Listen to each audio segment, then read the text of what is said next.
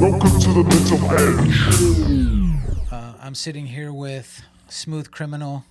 Smooth Criminal. Da-da-dum, Yeah, dum. the Smooth Criminal right here. Yeah. Was it? I'm not the Hamburglar. No. I'm the Candy Snatcher. Come out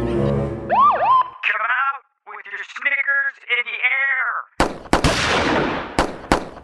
Well, that escalated quickly. I'm the Candy Snatcher.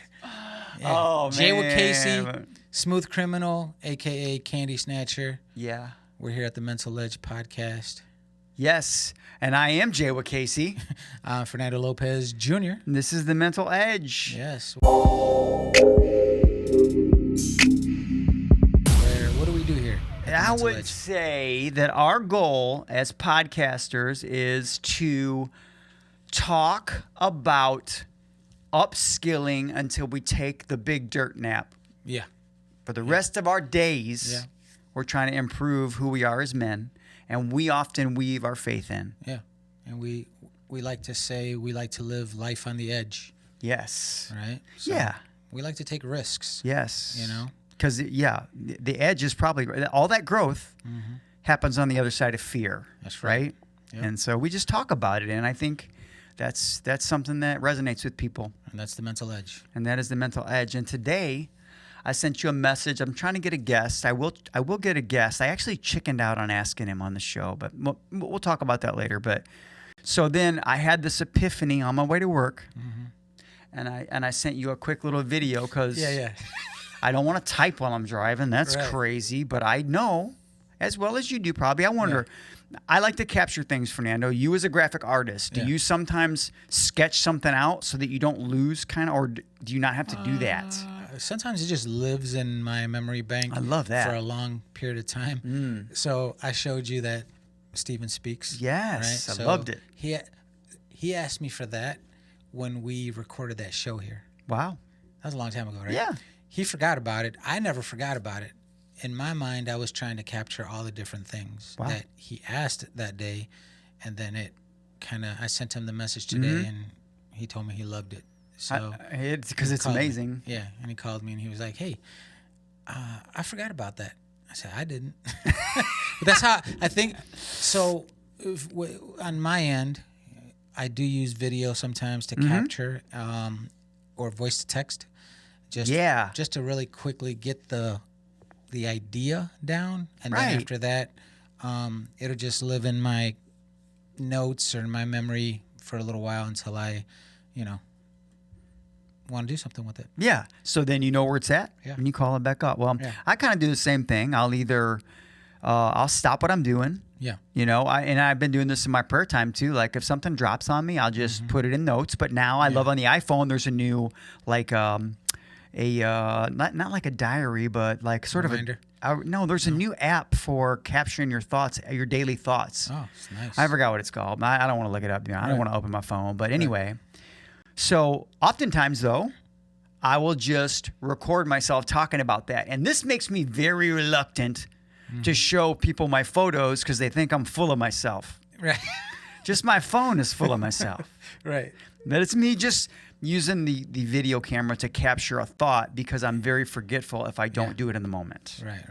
I think that guys, if you're not doing that, that should be an opportunity for you to, get that list down. Sometimes that's a really good way to quickly capture the idea. Maybe you have things that you got to Beautiful. do tomorrow. Yeah. And they came to your memory right now in the moment. They came to your memory today. Just really quickly, record that, and you can replay it tomorrow. Yeah. And refresh your memory. Yeah. Some of the things I told Steve about about what we were talking about. Yeah. When we initially recorded, or he asked me for the logo, I had remembered. He didn't. And then it sparked his memory, and I was like, he said, "Oh, okay, I get it. I remember." So, tell us about the video you sent over. Cool. So, I had this memory, and it was about being at my cousin's house. Now, let me just tell you about these amazing women. So, my cousin and my aunt and my two cousins, one is an osteopathic doctor, Nice. If you're from the Lake Station area, you're going to know the Richardson family. You know, Mr. Rich, he taught at Meister, and Debbie Richardson, Miss Richardson, and then the two good-looking cousins who were very much like my sister, Heather and Amy. So Heather is an osteopathic doctor, and she lives on the coast. And then Amy was an LPN, and then she grinded it out in a bridge program, and she is currently an RN. So both in the medical field, both professional women.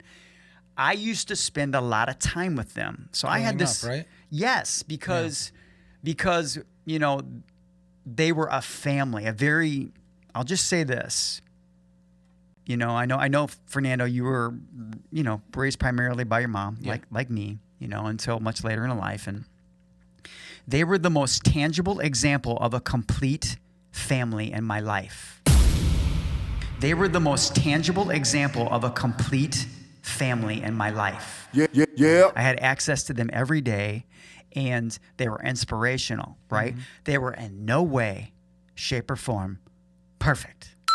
They were in no way perfect. Oh my goodness. Because they were human, right? Got it. That's right. So I remember, like, there was just all this security when you were with them. Okay. So, and that did not really exist in my home. So on one particular day, now I could get anything I want. Anything I want from, I could just tell Aunt Debbie. Aunt Debbie, she made the best Chef Boyardee pizza. If you know, you know. And I did steal that from J-Lo.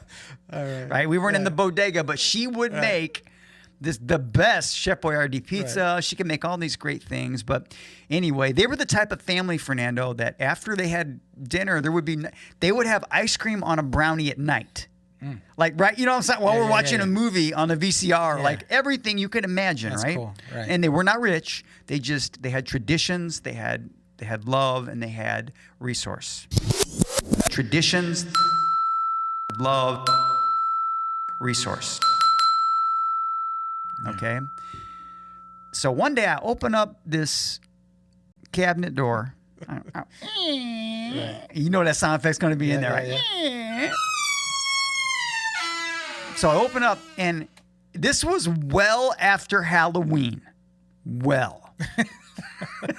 All right. So this ain't going to make sense to poor kids, okay? So it was either after Thanksgiving, which is easily 30 days after the big night, the Halloweeny.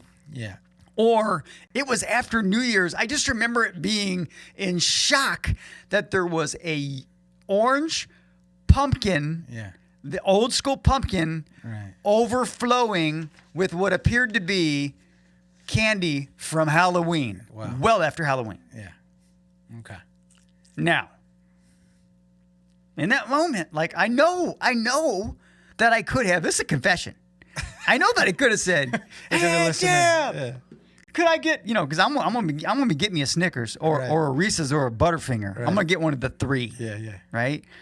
So I remember I reached out and I grabbed one and I put one in my pocket. But sneakily? Yeah, this was like, finding this is like running up on a Lamborghini in a garage and the keys are there for me. I'm like, what? It represented so much. In a moment it didn't. It just was like, what? Why is it?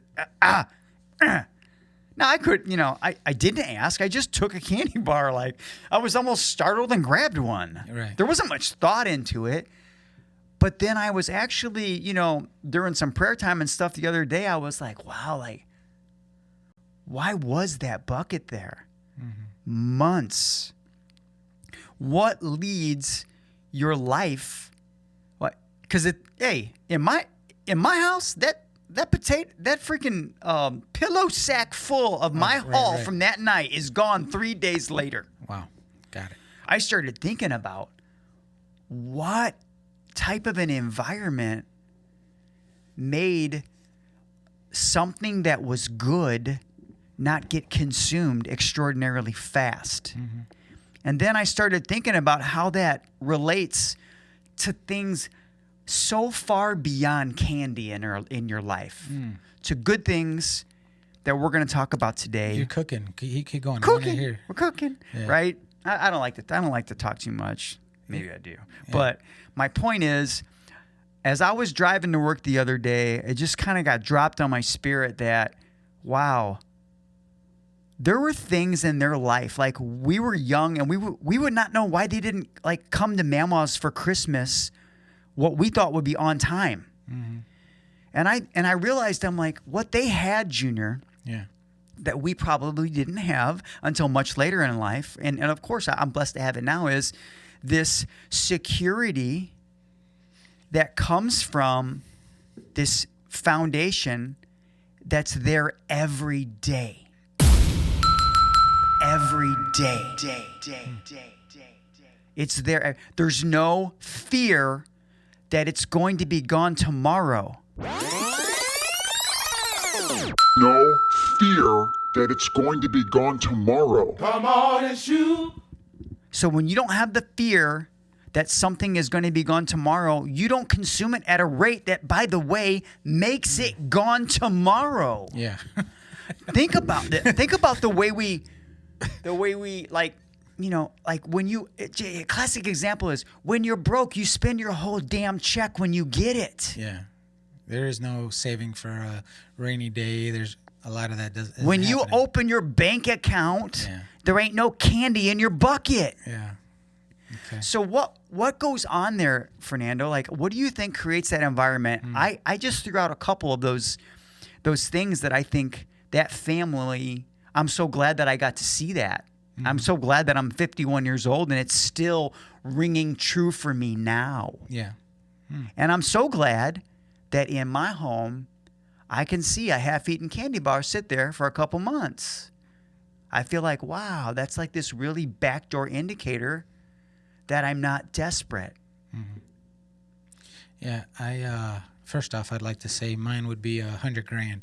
Ooh, those are good yeah, too, man. For whatever reason, Those are so that's like more lately, nowadays. When I was young, it was Yeah. like maybe Three Musketeer. But now it's the Yeah. $100,000. I don't know what Yeah, it is those are about good those candy things. bar, bro. So I think initially, I think that one of the, I think scarcity could be a motivator, and it can also bring about, certain traits or ways of thinking Yeah. about things that. So if you have less than, a lot of times, you're not really thinking long term. Yeah. Because maybe the things in the fridge aren't, like you said, they could consumed a lot faster. Yeah. And depending on the family or what they're going through, maybe you have siblings and they eat a lot faster than you. Eat all the whatever. Captain Crunch. Yeah. They eat all that stuff a lot faster. It kind of reminds me a lot of one day when you said you grew up and you don't really remember drinking water. Yeah. You know? I don't. Yeah. Like growing up, you were like, there was Dr. Pepper or Yeah. Pepsi or whatever, or RC in the Yeah. fridge. It was generic. Whatever the Yeah. generic one was. Yeah. I didn't really remember fruit. Yeah. Like good. Oh, okay, like things that were healthy. Healthy. Yeah. So sometimes, I think of it that way. Another thing that I think about is, there's a kid. There's a story, a little bit of a story.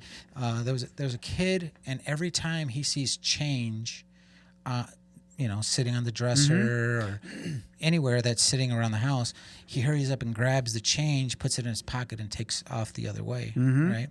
So that's kind of like, you'd look at that and you'd be like, oh, that kid's stealing. Yeah. Yeah. Right? Yeah. Yeah. You would, and you try to correct that, thing that he's doing, because you want to make sure that when he's 25, he's not doing things like that, right? So, but in the story I'm telling, some time had passed, and I had tried to correct the young boy a couple times, Yeah. and it just kept happening. So I took a step back, and one day I saw him I caught him in the act, right? Yeah. And I seen him take the change, put it in his pocket, and then as he took off walking, he put both his hands in his pocket, and I seen him kind of fiddling with his hands in his pocket. And at that moment, I kind of like like I feel like something was downloaded in my spirit, and I'm like, I wonder if he's taking the money, not because he like to steal it per se, but there's something in the moment that overrides the fact that this isn't mine, but I really love to fiddle with the coins in my pocket. Yeah. Does that make sense? Yeah, sure. Yeah. So some sensory thing, right? Yeah, some sensory thing, right? Like nowadays, especially, we hear about that more. Yeah, absolutely. Right? I didn't know what it was in the beginning, but I thought to myself, So the strange thing was, I said, hey, is the change yours? And he said, no. I was like, whoever it belongs to, they're going to miss the change. Yeah. He's like, oh. And he went and put it back. So at that moment, I realized, and in the moment, I don't think he was really trying to steal the money. Yeah. I think he just didn't know how to differentiate the fact, like, it wasn't his. He just couldn't. It's like it overcame him that he wanted to grab that change and play with it and mess with it in his hands. And that overrode the fact that it didn't belong to him, right? Sure. And I feel like when I hear your story, I don't think maybe you did want to take the Snickers or whatever because you really wanted to eat it, but maybe there was something else happening. Yeah, maybe there was. I just know that, like, it's funny because the more I thought about this story, I'm like, it's literally not even about stealing. It was literally about understanding why the phenomenon of them not consuming what is good at a rate that I would have, and it was because good was a part of their life on a regular basis. I love that. So there was no insecurity about the next great moment because they created memories as a family all the time. Ooh, that's nice. So here, where me thinking that the epitome of the moment for me would be to eat the candy bar, they were just like that. No, there was no fear for them. No. There's always going to be a candy bar if they wanted it, right? I love that. And I started to it's think like this about culture that they. It was a culture. They had special moments. They did things, and they would do things exclusively. Like they would let people in their family, but they would also have moments that were just theirs, right? And I thought to myself, I remember thinking, well, that's cool. Like we should have lines and boundaries in our life. And then, so what I wanted to do today was I wanted to relate that to, like, I want that in I want that phenomenon of not cashing in on every moment to create more moments. It creates more moments. It creates the plethora of that moment. Yeah. So, give me a quick example of what you mean by that. Yeah. So a really quick example is, and I'm like, this could be related to so many things. It could be related to money in your life. We talked real quick about, if you got no money, the moment you get paid, you spend all your money. Yeah. But I'm like, wow, like I could see a man thinking about how, like, wow, like my wife complains about the way I'm done having sex in 10 seconds, but we're lucky. Wait. Before we go down this rabbit hole, is it because the video I made where I edited you saying I edited the part where you say you can have sex 9 times in 6 seconds or whatever? No, that's the truth. Because of that. Did you like that? Did you like the way I did that? I loved it. All right. Okay, now go ahead. Let's go down that rabbit hole. I love everything. All right, so now. So imagine, we're in this marital relationship, and the wife views the pursuit from her husband, the sexual pursuit from her husband, as annoying, right? But has anyone ever stopped to consider, like, well, maybe he's annoying because it's so scarce in his life. There isn't this plethora of love and lovemaking and validation and reciprocation of appreciation, right? That he can't even handle it. Right. So what are you saying? You're like the annoying sex, we should have more? Yes. I'm saying he's starving for you, ladies. Right. That's what I'm saying, right? Yeah. I'm saying that if you're broke, it's probably because you're stuck in this rut where there's this financial insecurity. And you can learn to create your security, but there was a couple things that scared me, Junior, because I think that device worked well for me, having access to that family and seeing it in real Right. time, what it's like to be complete, not perfect, but complete, right? And I think that inspired me to make changes. But now I'm not subjecting my kids to those things. How are they learning their lessons? Right. Because when I was driving my car, Fernando, I thought to myself, oh my God, most of us who are blessed in life, politicians who are creating policies, people who are setting rules for their family, we often fall into the rut of thinking that when we see need, we should fill it for your children, for the people in your community who need it. Right. We should just give you the thing that's missing. And I'm here to tell you, if my Aunt Debbie would have said, Jay, just take that bucket home, it'd have been gone Yeah. in 2 days. Right. What I needed and what I have is some of what they have. The foundational security, Fernando, that creates the plethora.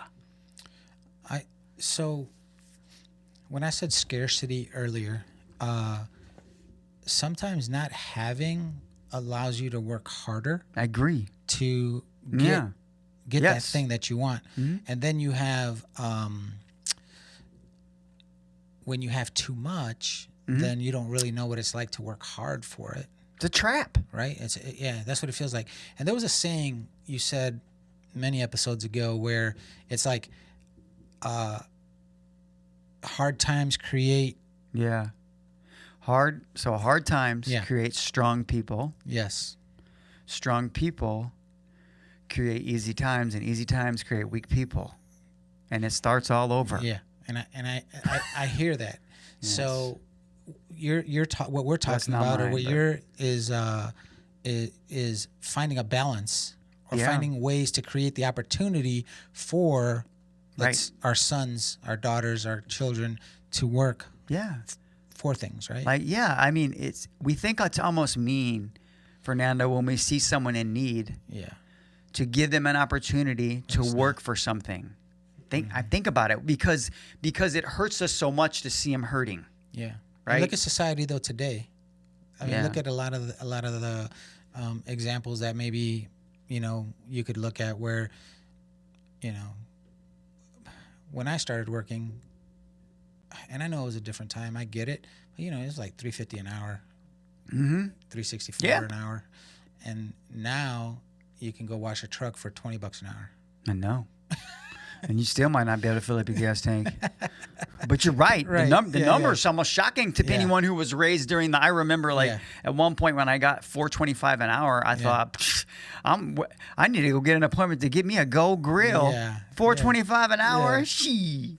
I'm Right? balling out of control. I'm balling, yeah. Yeah, There's no but doubt about it. nevertheless, you have to try to create those opportunities though for once you Yeah. get to the point where you're blessed and aren't really needing to find a ride, or you can get gas and not worry about how much the gas costs. Yeah. You just fill up your tank and go.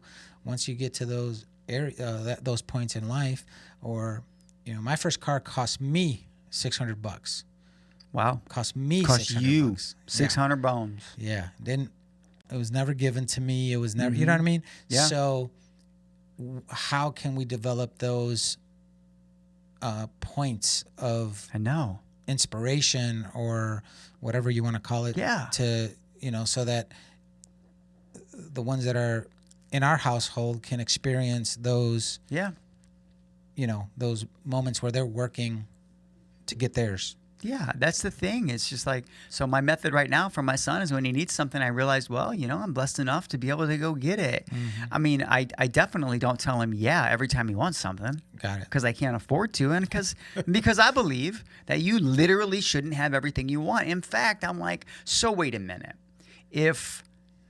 How can we create a healthy environment where we sometimes deny ourselves something so that we stay in an appreciative or a what's the other word that's like appreciation?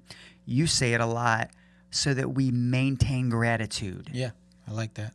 right? So we talked, and we kind of touched on fasting, right? Well, you read my mind. So I was doing intermittent fasting, go to 24 hours fasting, but so this is the way it works for me right now, right? So I'm basically when I break my fast, I'm pretty much eating whatever I want. Yeah, sure. I'm starving, right? Yeah. This is what I feel Yeah. like, right? I feel like I'm starving, so I'm eating everything I want.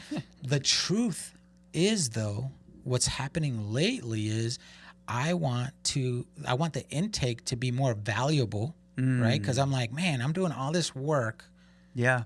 and then at the end, I'm eating garbage. So that means I'm gonna run my body on fuel, whatever fuel I filled it up with. And then, so what's happening in my mind now, I'm thinking to myself, well, I want to change up the intake. So finally, when it's time to eat, I want to eat a little more healthy. I feel better. I noticed that I feel better. So that's kind of really is the exact same thing. It's the same freaking thing, man, bro. It's the same because see, so your discipline gave way to a greater understanding and then more appreciation of what you were doing. You started to respect your own sacrifice. Yes. So all of a sudden, that, I got money problems, but you know what? I'm gonna save $30 anyway. I don't freaking care. Yeah. So I won't go to Starbucks twice. I got Starbucks problem. I won't go to Starbucks twice. I saved $30. Now all of a sudden, 3 weeks from now, it's almost $100. Yeah. And you're like, wow, I could probably tweak this a little bit. It begins to build. This moment where there was this plethora in the cupboard for my cousins was about foundation. Yes. Was about security. Yes. It all works together, and we're always trying to say, guys, you have to have that time where you sit back, you shut your freaking mouth, and you listen to Jesus or to God, and you sit there and you say, how does all this stuff you're teaching me all the time work together? Because you are being given all the keys all the time if you would just shut your pie hole and listen. Yes. Right? Yeah. This is one of them. I do believe that these things work reciprocally together in an upward way, right? Oh, yeah. Because foundationally, and I said that word I know a lot, that bucket was just one side effect of a lot of great habits that were working together to provide security for that family. Yeah. Well, in Scripture, foundation is important, right? If you build a house on sand, it's gonna sink, right? Yeah. Scripture says you build a house upon a rock, right? Right. That's just a word picture for it's solid. Yes. It's gonna hold the weight. It's gonna hold all the variable things that are happening in your life if you have a strong foundation. So like what Jay was saying, build that foundation, make it strong, and then you get that upward tick, and then the decisions that you're making, like for me, it's crazy because I just realized that as I'm sitting here talking to you, I'm like, wow, I'm actually being a little more careful about what food I'm putting into my system. All of a sudden, right? Yeah, there was a discipline involved. There's, I'm withholding myself from eating for 24 hours. I'm trying to make it to that 48 hour. Wow. But yeah. Wild. Yeah, it's wild. I gain inspiration from a lot of the things that you teach and share with me. And it's taken me a long time to get to this point, but I know that eventually I want to go the long route with those things. And that is going to also, feed into this appreciation, gratitude, these other areas in my life where I can already see, okay, I don't, sometimes I'm offered, I don't know, some cheesecake or whatever. Yeah. And I'm thinking twice about it. Maybe I shouldn't do that. Yeah. You know what I mean? Yeah. Every once in a while is all right, but sure. In moderation and, I guess depending on where you are in this because journey. For me, moderation with something really rich in my life at that young age would have been absurd. I would have thought, you're crazy. Give me mine now. Yeah. Let That's me beautiful. consume it now. Oh my God, yes. Right? Yeah. But there was just You wouldn't even have known what I was talking about. Moderation. moderation. That's right, bro. Yeah. And I there's waited 5 minutes. That's long enough. that's long enough. Yeah. It's crazy. Like the amount of time, like the way that would have made you feel like that, like it was 100 freaking years. Yes. You know. So yeah, that was primarily what I wanted to talk about today, Fernando. That was great. I just think that we do need to be keenly aware of all these things that we've been talking about. Yep. And I think that was just, it's a golden nugget. And I want you to know that had I not, like, first of all, captured it, Yeah. and then sent it to my friend Yeah. who bounces these, who receives it and bounces back and lets it grow. So really what I just did was our podcast bucket is full. Yeah. So when we open the cover, there's no desperation that there won't be an idea tomorrow. No. Right? Yeah. Because we feed back and forth to each other, content creation, right? Yeah. We're saying, Junior, this guy dropped in my spirit. Hey, you're not going to believe this. Junior sends me, he just blesses me sometimes with just a reel from Instagram. You do that for me. I know you do it. I mean, and then they're funny. I just want you Sometimes they're funny. Sometimes they're relevant to my day. Yeah. And that's, You know? that's the goal, is to kind of, and we live busy lives. I'm sure the people that take the time, we appreciate everyone that takes the time to listen to what we're talking about. Amen. And we know that you got friends that, you'd like to possibly spend more time with, and you can't at the moment because due to, life.